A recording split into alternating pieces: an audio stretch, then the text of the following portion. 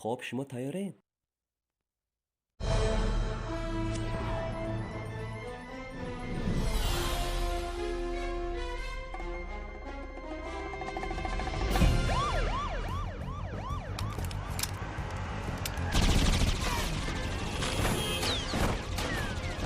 خبر فوری روز: پلیس ها با سرعت بلند غارتگران سلاح به دست را در نزدیکی ماست 46 تعقیب دارند.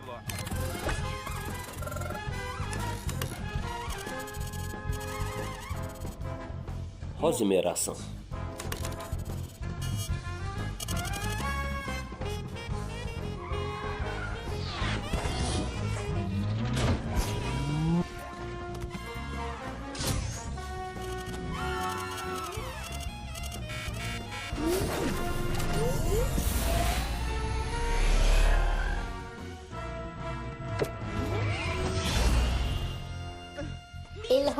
الهام جان بچم.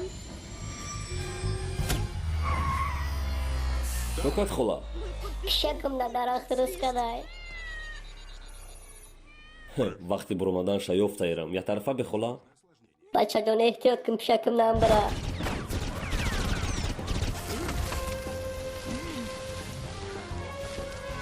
بیا پیسکون بیا.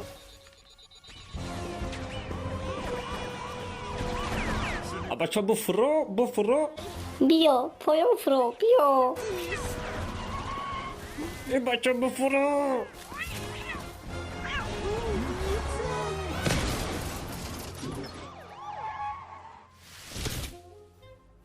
خدمت کردی دا کایلون. گپت ندارم برا. راستا گفتم یاردمتون کنم. در نهایت شما منصور در نزد مرکز سیاحی دزدی شده است. دزدی؟ باید اثبات کنم. کماندیر خالا خیمه جواب. این ماشین چرا بی؟